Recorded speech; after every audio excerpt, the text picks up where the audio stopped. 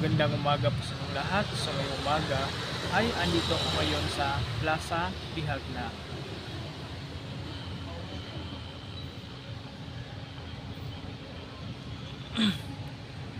So ang topic na pag-uusapan natin ngayon ay pagdating sa pagbablog.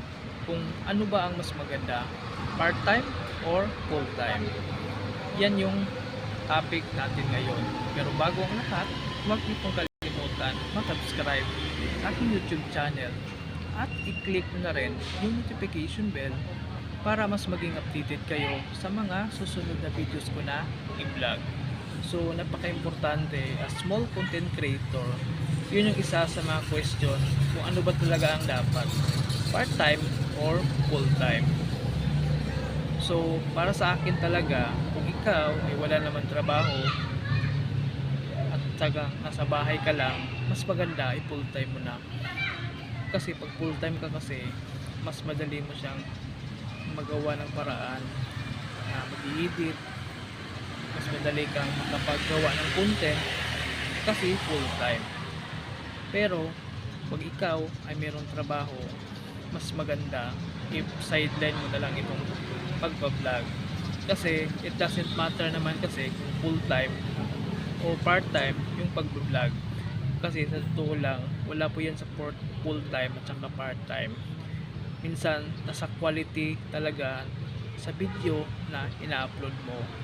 At yung mga video mo ay talagang mga helpful tips na makakatulong sa mga viewers na nangangailangan ng mga tutorial, kaya cooking show o ano man yung mga gusto nila o travel. So wala yan sa part-time o full-time. Talagang nasa quality ng video talaga, maganda, lalong lalo na po pag magaling sa mga edit-edit. At isa sa mga weakness ko talaga yung i-edit ng video. So sa akin kasi dito upload lang, hindi ako mahilig sa mga edit-edit. The advantage kung ikaw ay magaling ka sa mga edit-edit na yan, sa pag-vlog or sa pag-video, mas advantage. Kasi sa panahon ngayon, importante, ang goal lang naman talaga natin kaya tayo nag-vlog kadalasan ay talagang gusto natin kumita. Pero tandaan na sa pag-vlog sa YouTube, para ma-hit yung income, kailangan natin ng 1,000 subscriber, which is talaga ang hirap based po sa aking experience. Kasi hindi naman ako kilalang tao at mostly kahit mga friends mo pa, hindi ka naman nila i-support talaga. Minsan hanggang manood lang yan, pero iba hindi talaga iba magsasubscribe. Kasi iba-iba tayong mga wants na gustong panoorin. Kaya tanggapin mo na ang katotohanan na sa marami mga friends, kakilala, mostly hindi yan magsasubscribe. Mostly nga, napansin ko yung mga taong hindi mo pa kilala o yung mga strangers sa buhay, yung mga viewers, yun yung mga totoong magsasubscribe sa iyo. Yung mga taong handang manood at makinig sa mga videos mo, lalong lalo na po pagdating sa mga helpful tips, sa mga tutorial na makakatulong sa kanila. Kaya importante dito, huwag na nating ipilit yung ating video na panoorin sa ating mga kakilala o kamag-anak.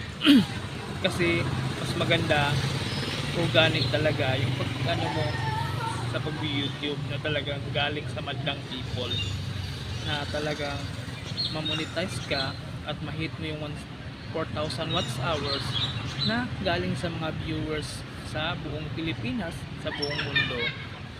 Kasi pag ikaw, asahan mo yung mga friends mo, mga relatives na papanoorin ka, maaaring papanoorin ka nila sa mga ibang videos, pero mostly iba talaga yung mga gusto ng mga tao. Kaya hindi mo maipilit yung mga friends, mga relatives o katrabaho mo na magsasubscribe sa iyo lahat ng kakilala mo. Kaya importante dito, tips ko ay dapat tuloy-tuloy lang. Never ever give up. Yun yung pinaka best way para mag-continue ka dito sa pag-vlog. Dapat yung momento mo tsaka yung commitment mo, tuloy-tuloy lang. Kasi pag ikaw kasi mag-quit ka, ano naman ang gagawin mo? Siyempre kung magtatanong ka, kung anong gagawin mo, siyempre wala. So ganun din naman, so gawin mo na tuloy-tuloy. Kasi napakahalaga kasi sa panahon ngayon, kung goal natin kumita, kailangan naman talaga natin paghirapan.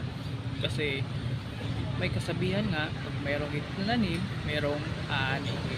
Pero huwag kang ma-expect ng tanim at ani kung wala ka namang tinatanim. So ganun din dito, kailangan natin ng sacrifice, challenges along the way, at mararanasan natin yung mga negative feedback.